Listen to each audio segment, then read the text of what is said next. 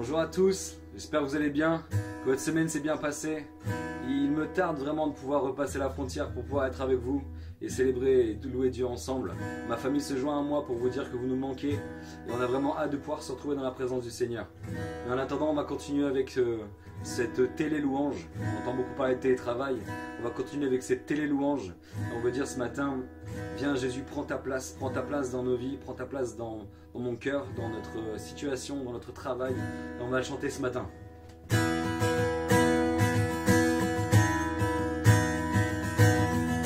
Nous désirons, Seigneur, une seule chose aujourd'hui. Alors que nous chantons, viens transformer nos vies. Lève-toi, lève-toi, lève-toi,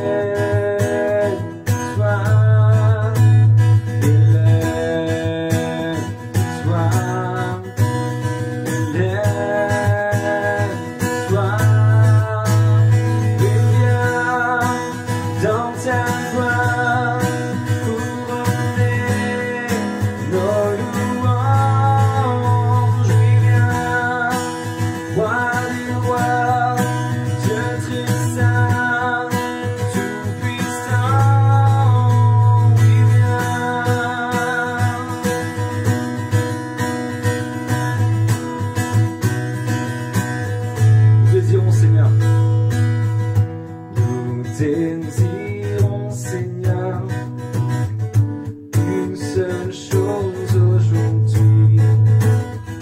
Alors que nous chantons, viens transformer nos vies. On chante, lève-toi. Lève-toi.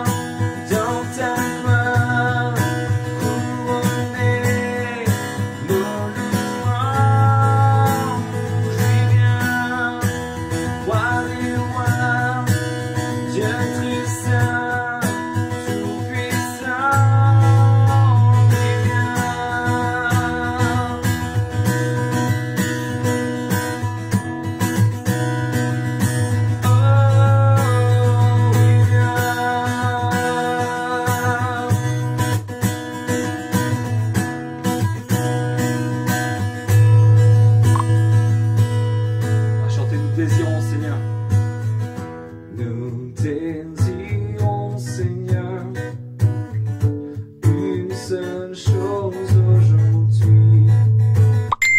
Alors que nous chantons, viens transformer nos vies. Lève-toi, lève-toi,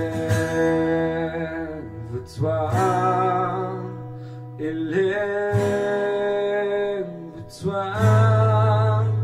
Lève-toi,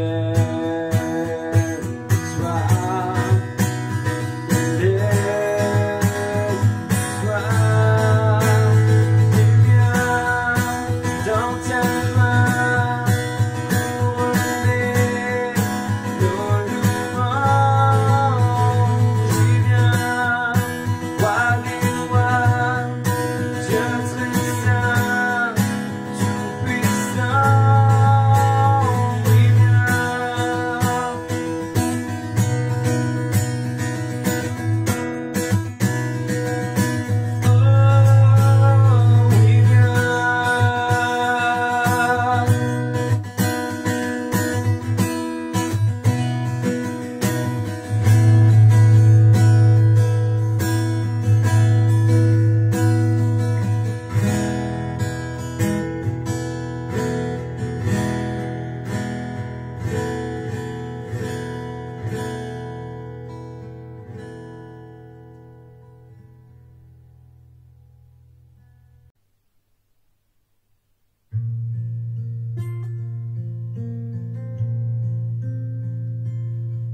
chante ce prochain chant qui dit « Oh Dieu, tu es infiniment grand ».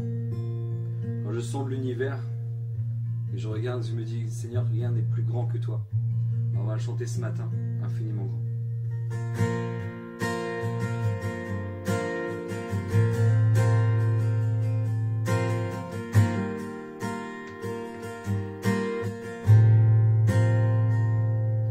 Quand je sonde l'univers, les astres que tu as créés, les océans, les mers, tout me révèle ta bonté. Alors mon âme veut s'écrier de tout mon cœur, je veux chanter. Oh Dieu, tu es infiniment grand, éternel puissant, roi majestueux.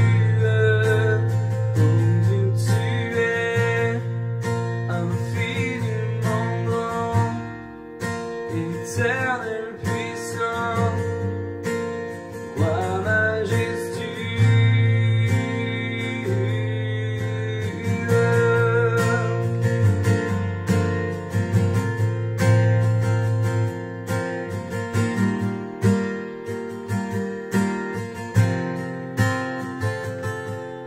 Je songe que tu m'as fait, que tu t'es révélé à moi, que pour moi tu as tout créé, tout me révèle ta beauté. Alors mon âme veut s'écrier de tout mon cœur, je veux chanter. Alors mon âme veut s'écrier de tout mon cœur, je veux chanter. Oh Dieu, tu es infiniment grand, éternel puissant, roi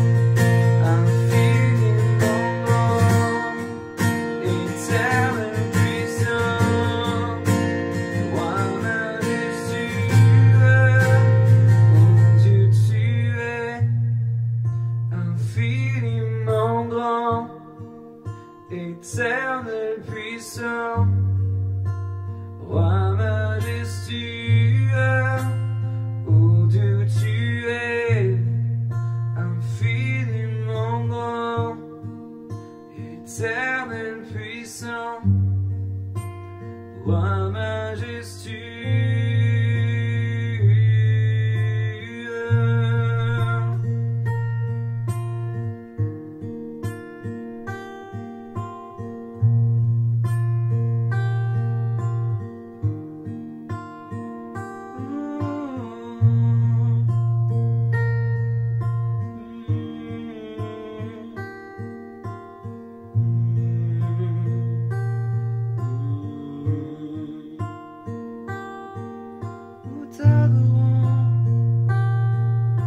Nous t'adorons, Jésus.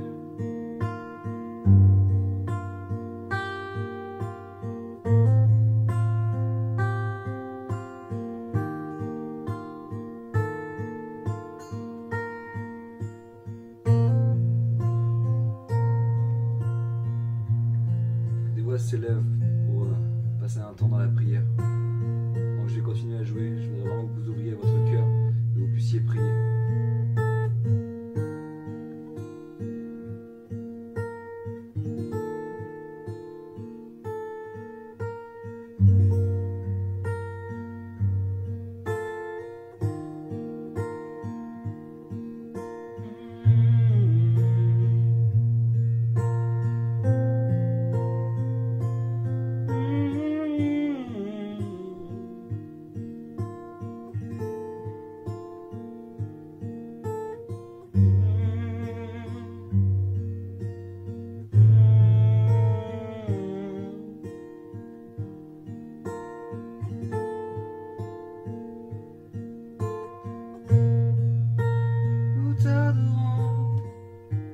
Nous t'adorons, Jésus.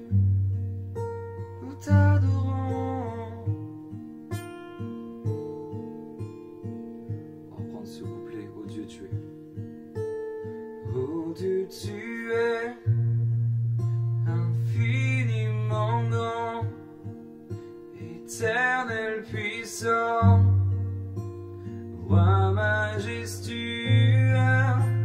Oh Dieu, tu es infiniment grand, éternel puissant, roi majestueux.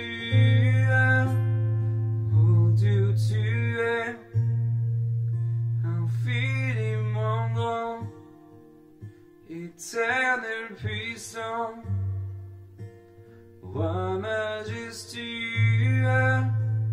Oh Dieu, tu es infiniment grand, éternel puissant, roi majestueux.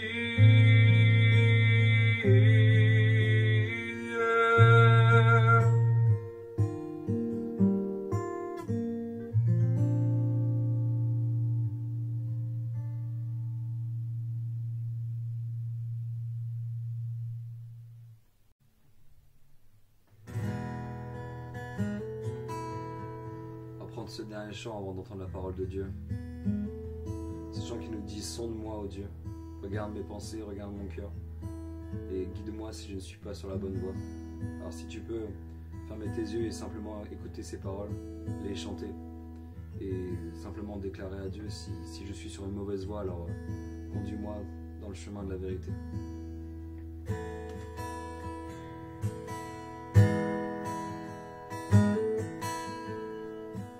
Sonde-moi, mon Dieu,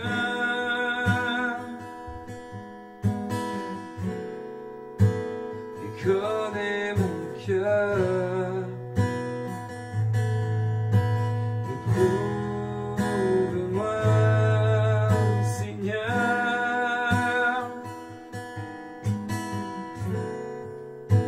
et connais mes pensées.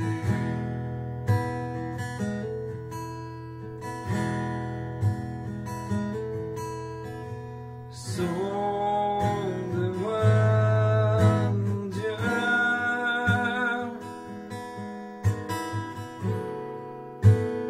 connais mon cœur. Éprouve-moi, Seigneur, et connais mes pensées. Regarde si je suis loin de toi. Regarde si je suis sur une mauvaise voie. Regarde si je suis loin de toi. Et conduis-moi dans toutes tes voies pour l'éternité.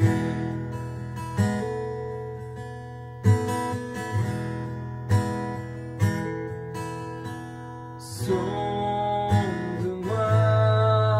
mon Dieu,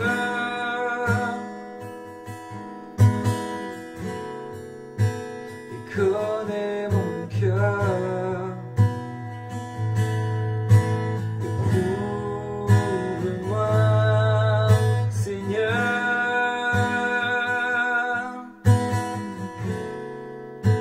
et connais mes pensées. Regarde si je suis loin de toi. Regarde si je suis sur une mauvaise voie. Regarde si je suis loin de toi. Et conduis-moi dans toutes tes voies pour l'éternité.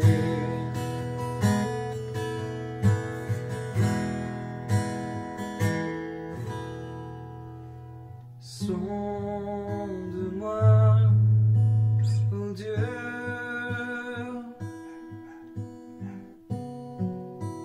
et connais mon cœur. Éprouve-moi, Seigneur,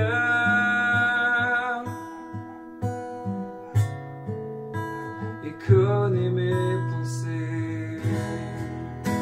Regarde si je suis loin de toi. Regarde si je suis sur une mauvaise voie. Regarde si je suis loin de toi. Et conduis-moi dans toutes tes voies pour l'éternité.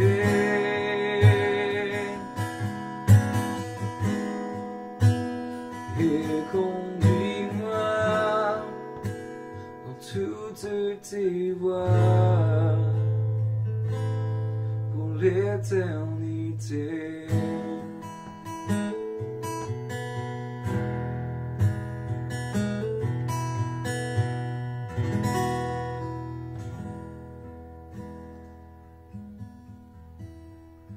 Je vais laisser la place au pasteur qui va nous conduire dans ce que Dieu a prévu pour lui et a prévu de nous dire. Et je vous dis à dimanche prochain, à bientôt. Bonjour, bonjour à tous. Bienvenue vraiment dans notre célébration en fait de ce soir, célébration en ligne, célébration vraiment pour l'Église. Alors que nous avons déjà passé du temps de la prière, on veut vraiment saluer tous ceux qui ne peuvent pas venir en présentiel, peut-être qui ont peur, peut-être qui craignent. Mais on veut vraiment vous saluer et nous pensons vraiment très fort à vous.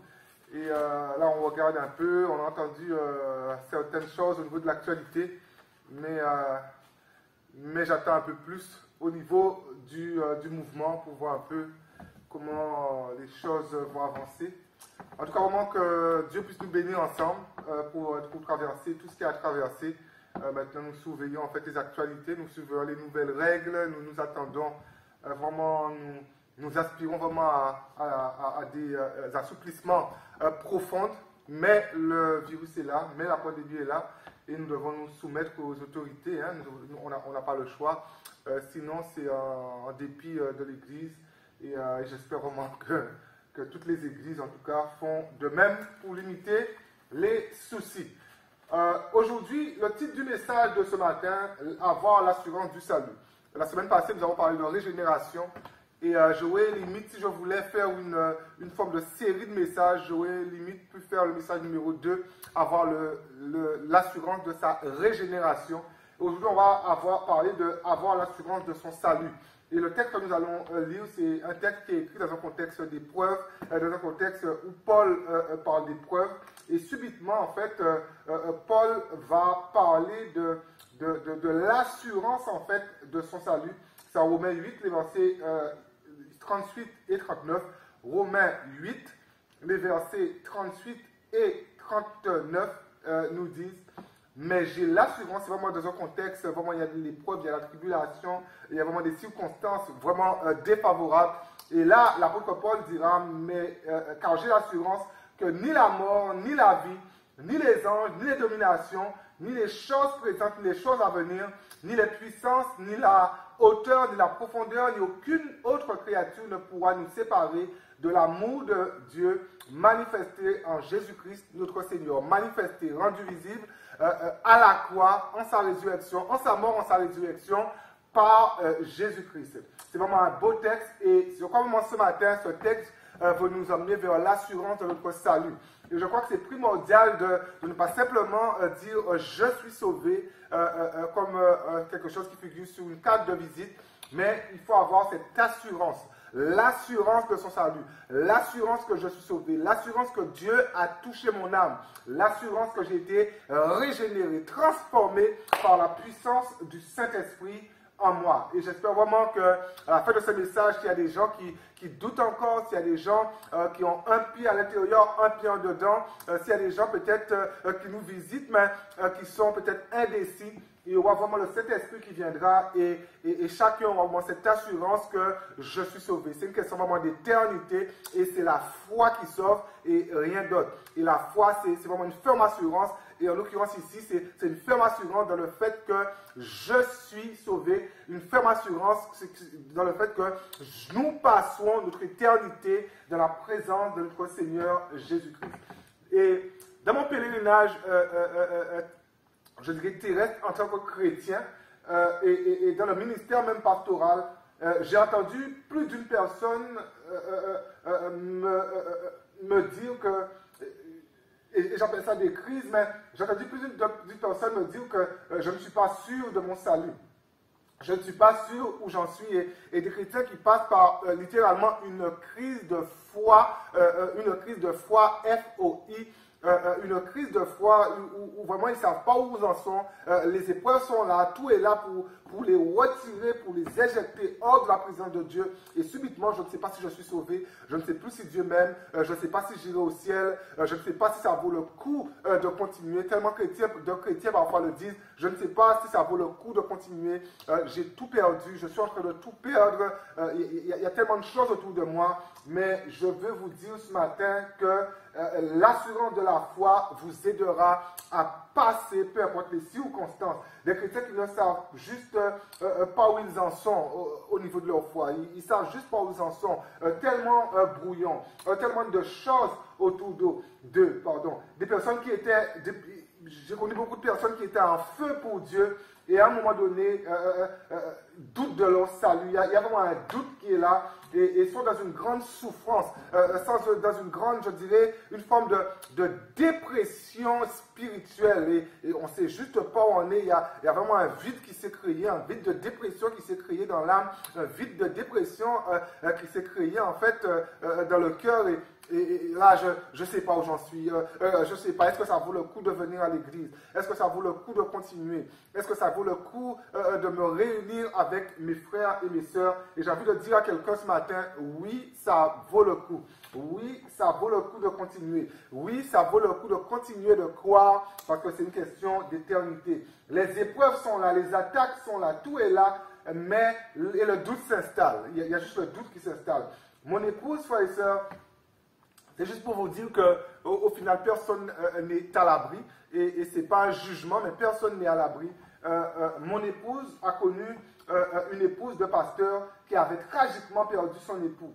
Et aujourd'hui, on pourrait se poser la question, qu'est-ce qu'il reste de sa foi? On pourrait vraiment se poser la question, elle est passée par des chemins vraiment terribles, qu'est-ce qu'il reste de sa foi? Et ce n'est pas un jugement, ce n'est pas une critique, et que là où elle est, que vraiment Dieu la bénisse dans le monde entier. Il y a des épouses de pasteurs qui sont passées par des fortes crises, mais qu'est-ce qui leur reste de sa foi? Même parfois des pasteurs sont passés par des fortes crises, par des bas qui étaient vraiment bas, mais qu'est-ce qui reste de la foi? Et ce n'est pas un jugement, mais l'épreuve a été tellement grande. Qu'est-ce qui lui reste de sa foi à cette dame? Tous ces gens peut-être qui sont passés par des épreuves, qu'est-ce qui reste de leur foi? Et ce soir, nous pouvons nous poser cette question.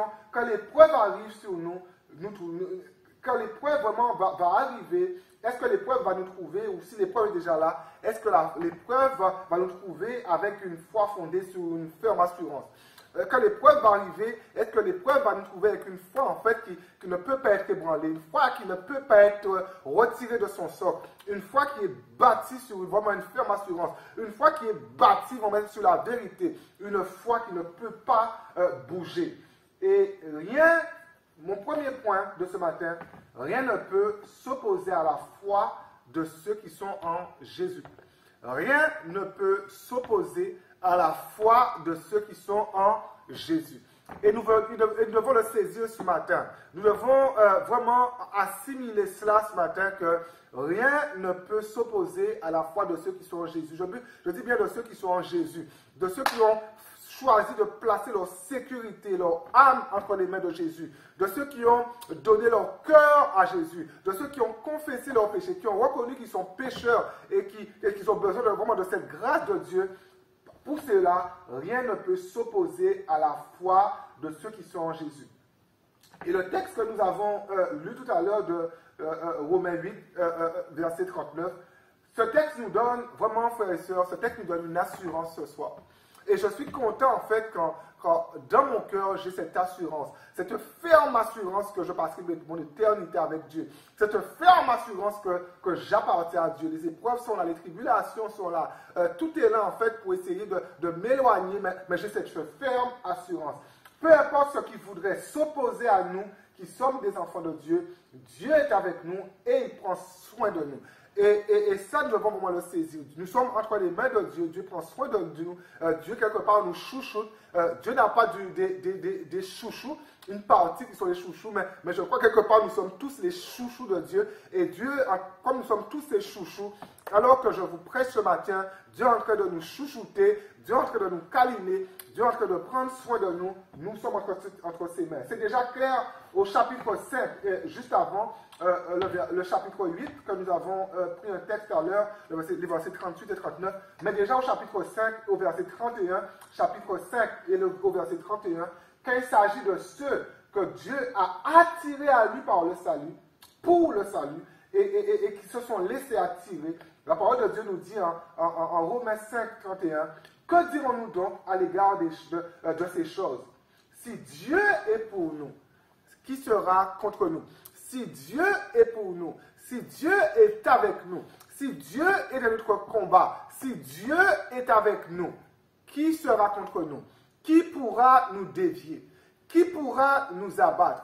Qui pourra nous déstabiliser si Dieu est avec nous? Il y a tellement d'assurance ici, il y a tellement de certitude ici pour l'apôtre Paul, et que vraiment la certitude, l'assurance de l'apôtre Paul soit notre certitude ce matin, soit notre assurance ce matin. L'idée ici, c'est d'être juste sûr que nous savons que Dieu est avec nous. C'est vraiment intéressant. Nous devons savoir que nous savons que Dieu est avec nous, que Dieu est dans nos combats, que Dieu est pour nous, que Dieu n'est pas contre nous. Dieu est pour nous. Il est avec chaque chrétien. Et s'il est avec nous, s'il est pour nous, s'il combat pour nous, qui pourra nous mettre dans la défaite? Qui pourra en fait nous éloigner de notre foi?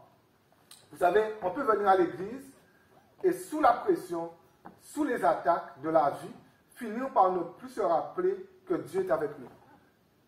C'est troublant, mais ça peut arriver. Et comme je le disais tout à l'heure, nous ne sommes pas forts par rapport à cela. Que celui qui se croit fort prenne garde de tomber. Et nous ne sommes pas forts, mais parfois on peut venir à l'église et sous la pression, sous l'épreuve, alors que le feu de l'épreuve est là, il y a des doutes et on finit subitement à ne plus se rappeler que Dieu est avec nous. On finit subitement à mettre de côté vraiment toutes les promesses de la Bible, toutes les promesses de la parole de Dieu qui sont pour nous aujourd'hui. Alors que Jésus donne l'ordre de mission aux disciples, il va donner l'ordre de mission, vous connaissez ce texte, bon c'est plusieurs endroits, mais j'aime bien le prendre en Matthieu 28. Alors que Dieu donne l'ordre de mission aux disciples, il leur dira en Matthieu 28, à la première partie du verset 20, « Et voici, je suis avec vous, quand? Tous les jours. » Pas je suis avec vous de temps en temps, pas je suis avec vous les lundis de 8h à 10h, pas je suis avec vous, mais je suis avec vous tous les jours, jusqu'à la fin du monde. Je suis avec vous. Dans vos épreuves, je suis avec vous tous les jours. Pourtant, les disciples sont parfois, frères et sœurs, après on va voir, mais alors que je suis avec vous jusqu'à la fin du monde, on pourrait dire en fait que, oh là, les disciples auront une belle vie. On pourrait dire que les disciples n'auront pas d'épreuves. On pourrait dire que les disciples auront une vie de succès selon notre définition de succès. Parce que nous avons une définition de succès assez bizarre. Hein? Aujourd'hui, il y a tout un évangile de prospérité qui parle de succès, je deviens riche, qui parle de succès de grands ministères, qui parle de beaucoup de succès. Et subitement, en fait, on occulte vraiment cette facette de souffrance et on ne veut pas la souffrance parce que dans le succès, soi-disant, il n'y a pas de succès. Mais alors que Jésus dit à ses disciples, je serai avec vous tous les jours, les disciples sont, mais on voit que pourtant, les disciples sont parfois, plus tard, ils vont décéder parfois de façon tragique. Les disciples, qu'on regarde historiquement leur mort, la plupart sont décédés de façon tragique, on va les tuer de manière tragique. Pourtant, les disciples, les apôtres, ensuite, ils ont vraiment eu leur lot d'épreuves. Ils ont pourtant eu vraiment leur lot d'opposition. Et Jésus ne leur a-t-il pas dit, pardon, que je suis avec vous tous les jours, mais ils ont quand même eu leur lot d'épreuves. Ils ont eu leur lot de tribulations. Frères et sœurs, je vais dire quelque chose de très important. Il y a l'épreuve, il y a tout, mais je vais vraiment dire quelque chose de très important ce matin. Quelque chose pour vous bénir, quelque chose pour vous encourager ce matin. Ne laissez jamais l'épreuve, peu importe sa nature, détruire votre foi. Ne laissez jamais l'épreuve, mais au grand jamais. Ne laissez jamais l'épreuve, peu importe sa nature, peu importe sa provenance. Ne laissez jamais l'épreuve détruire votre foi. Votre foi, frères et sœurs, c'est ce qu'il y a de plus précieux en vous. Ma foi, c'est ce qu'il y a de plus précieux en moi. Je n'ai pas de chose plus précieuse que la foi. Ce don, cette foi que Dieu m'a donnée. Votre foi, c'est la chose la plus précieuse. C'est ça que vous avez de plus précieux. Écoutez, l'épreuve, frères et sœurs, je vais vous expliquer quelque chose. L'épreuve, elle est momentanée. Elle est momentanée. Je vais vous dire cela plus simplement. Un jour, nous allons rentrer dans la gloire de Dieu sans nos épreuves. Un jour, nous allons rentrer dans la présence de Dieu, dans l'éternité, dans la gloire de Dieu, sans nos épreuves. Mais réfléchissez un peu. Nous ne pourrons jamais rentrer dans la gloire de Dieu, dans la félicité de Dieu, dans l'éternité de Dieu, sans notre foi. Nous sommes sauvés par la foi, par le moyen de la foi. On va rentrer, c'est une certitude. L'épreuve est momentanée. L'épreuve ne va pas durer. Un jour, nous serons dans la présence de Dieu sans les épreuves momentanées. Mais nous ne pourrons jamais rentrer dans la présence de Dieu, dans la félicité de Dieu, dans l'éternité de Dieu, sans la foi. La foi, c'est tellement précieux. Alors qu'on sera épuré, les épreuves vont rester, mais la foi va demeurer. C'est de l'or pur. C'est de l'or pur. Hébreux 11:6 nous dit, sans la foi, il est impossible de lui être agréable, car il faut que celui qui s'approche de lui croit que Dieu existe et qu'il est le rémunérateur de ceux qui le cherchent. Littéralement, qu'il est le rémunérateur en fait de leur foi. Rien ne peut s'opposer, frères et sœurs, à ceux qui sont en Jésus, parce que ce ne sont pas nos épreuves qui doivent nous attirer à Dieu, mais notre foi. Ça veut dire qu'à partir du moment que ce ne sont pas nos épreuves, si on vient en fait dans la présence de Dieu, quand il y a seulement la Covid, quand papa est malade, quand maman est malade, quand les enfants ne vont pas bien, quand je suis au chômage, on n'a rien compris. Là, ce sont nos épreuves qui nous conduisent dans la présence de Dieu. Mais ce ne sont pas nos épreuves. Ni aussi, on pourrait dire, on parle d'épreuves ce matin, ni aussi on pourrait dire aussi, ce ne sont pas les bénédictions quand tout va bien qui doivent nous attirer à Dieu. Mais c'est notre foi qui doit nous attirer à Dieu. Et ce matin, ce soir, est-ce qu'on a cette foi qui nous attire à Dieu? Rien ne peut s'opposer à notre foi. Quand nous comprenons cela, alors peu importe les circonstances, nous gardons les yeux fixés sur Dieu. Beaucoup de choses peuvent se passer autour de nous, mais nous gardons les yeux fixés sur Dieu. Si nous venons prier ici, si nous venons prier dans ces lieux, simplement à cause de l'épreuve, nous perdons notre temps.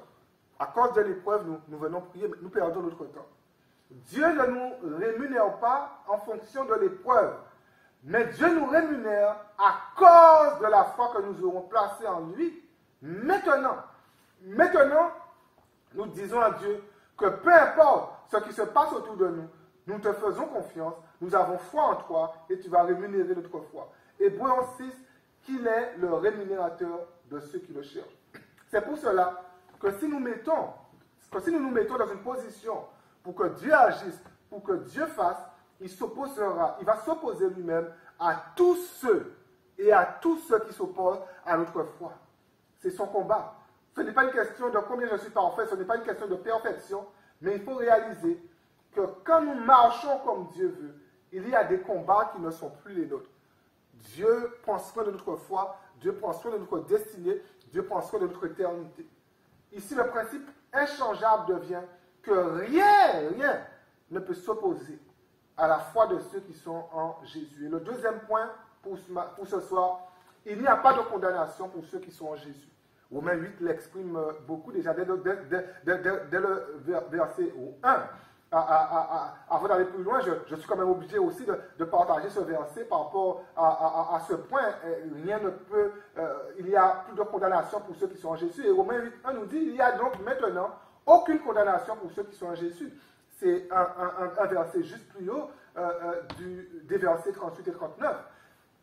Frères et sœurs, la question que je veux poser vraiment à chacun ce soir, qu'est-ce qui te condamne ce soir? Alors que tu es en train de m'entendre, tu écoutes la prédication, mais tu es tellement perdu, tu es tellement en fait sonné, et j'ai juste envie de te dire, qu'est-ce qui te condamne ce soir? Quelle parole de Satan, quelle parole que l'accusateur essaie d'infuser dans ton esprit, d'infuser dans ton âme, et qui te condamne aujourd'hui? Vous savez, ce texte nous donne l'assurance ce matin qu'il n'y a aucune condamnation pour ceux qui sont en Jésus. Après, si vous sortez de Jésus, si vous vous éloignez du cadre de protection, on ne va pas en parler longuement ce matin, mais il y a vraiment un cadre de protection, il y a vraiment un cadre d'autorité. Si vous vous éloignez du cadre de protection de Dieu, c'est votre problème. Mais là, frères et sœurs, je suis désolé de le dire, la condamnation arrive. À partir du moment il n'y a pas de hors-piste avec Dieu. Il n'y a pas de hors-cadre avec Dieu. Dieu, en fait, il est là à la colère, mais il n'y a pas de hors-cadre. Il n'y a plus de condamnation, en fait, pour ceux qui sont en Jésus-Christ, ceux qui sont dans le cadre défini que Dieu a prévu pour leur destinée, pour leur vie. Il n'y a pas de condamnation pour cela. Mais quand on sort de ce cadre, la condamnation arrive. Frères et sœurs, vous vous condamnez, non pas parce que Dieu a cessé d'être Dieu, mais parce que vous êtes sortis de la domination de Jésus. Jésus qui domine sur vous. Vous êtes sortis de la domination de Jésus. Pour ceux qui sont en Jésus, là, il y a vraiment la condamnation. Vous vous condamnez vous-même. Du moins, vous donnez au diable le droit légitime de proclamer une parole de condamnation sur vos vies qui sera reçue. C'est pour cela que j'avais dit dans une prédication, être sous l'autorité de Jésus, être sous l'autorité de Jésus et de ceux que Dieu a établis protège. Je répète encore, être sous l'autorité de Jésus, mais aussi sous l'autorité de ce que Jésus a établi, protège. C'est vraiment une protection, c'est vraiment une sécurité. Et à partir du moment qu'on est hors cadre, Et quand on n'est pas en Jésus, on est hors cadre. Être en Jésus, c'est d'être dans ce cadre-là. Et à partir du moment qu'on n'est pas dans ce cadre-là, on n'est plus sous la protection de Dieu. C'est pour cela que souvent, en fait, je ne sais pas si il y a des chrétiens aujourd'hui qui sont juste nulle part. C'est juste des souvenirs. Oh, dans le temps. Et aujourd'hui, ils sont nulle part. Aujourd'hui, c'est des chrétiens qui vont en boîte de nuit. Aujourd'hui, c'est des chrétiens qui tous les week-ends, ils sont complètement saouls. C'est des chrétiens parfois qui sont dans des immoralités pas possibles. Parce qu'à un moment donné, ces chrétiens sont sortis du cadre. Il n'y avait plus la protection de Dieu. C'est des chrétiens parfois, même les couples ont complètement explosé parce qu'ils ont voulu faire du hors-piste. Ils ont voulu faire du hors-cadre. Mais j'encourage chacun en Jésus, c'est-à-dire dans ce cadre défini de salut pour vos vies. Restez dans ce cadre, restez sous la domination de Jésus. C'est difficile de prêcher la parole de Dieu car la parole de Dieu est tellement complète et possède tellement, je dirais, de ramifications. Et c'est pour ça que j'encourage vraiment à l'Église d'être des lecteurs de la parole de Dieu. Et j'ai été vraiment encouragé dernièrement. Dimanche passé, j'ai prêché un message. Et le mardi, il y a quelqu'un qui vient et qui me disait, j'ai lu des textes en fait qui allaient dans le sens du message, des espèces des textes concordants. Et c'est bien, il faut lire parce que la parole de Dieu est tellement complète. En une prédication, on n'a pas forcément le temps de tout dire. Et si on veut tout dire, on est tellement long. Mais je vous encourage vraiment à aller chercher vraiment les ramifications de la parole de Dieu. Mais Romains 8.1 nous invite à nous soumettre. Romains 8.1 nous invite à nous soumettre. Se soumettre à Jésus qui est la tête, mais aussi à ceux que Dieu a placés sous nos vies. Frères et sœurs, je disais à quelqu'un un jour, j'ai beau être pasteur, mais je me discipline moi-même à rendre des comptes.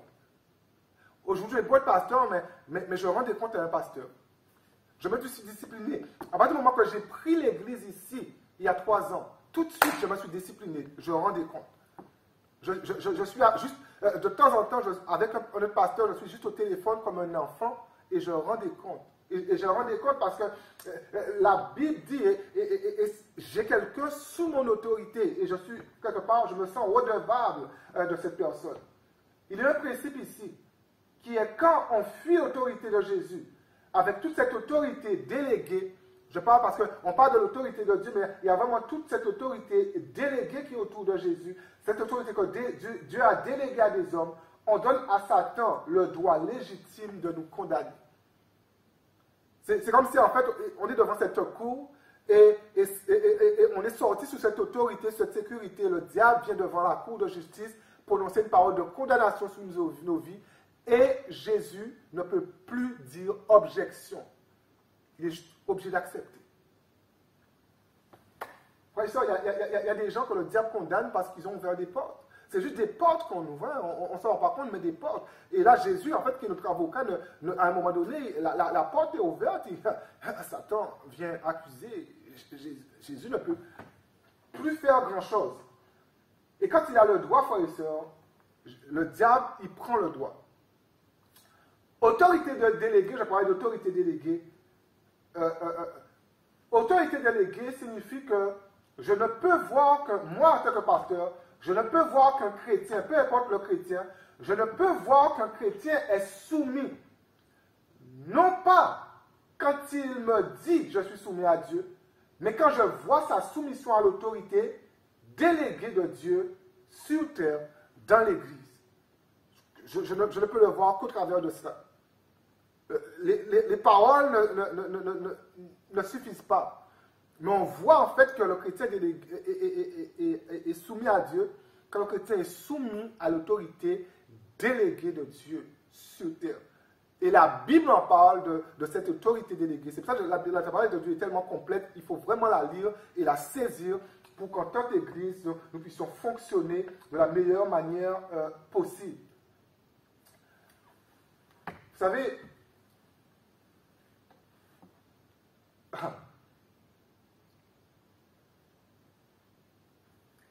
l'autorité, le texte de base que nous avons lu, Romains 8, au début, ainsi que Romains 8.1, nous aide à comprendre que l'autorité de Jésus, c'est notre sécurité, c'est notre protection. C'est un garde-fou qui nous protège. On s'éloigne de l'autorité, on s'éloigne de la sécurité de notre salut et le diable nous condamne. Et mon dernier point pour vous ce matin, rien ne peut nous séparer de ceux qui sont, rien ne peut séparer ceux qui sont en Jésus de l'amour de Dieu. On sera plus court dans ce point. Mais l'amour de Dieu manifesté en Jésus-Christ notre Seigneur signifie simplement que Jésus a payé le prix. Et je pourrais juste terminer ce point ici. Jésus a payé le prix. Qu'est-ce que je peux dire encore? Romains 8, 38, 39.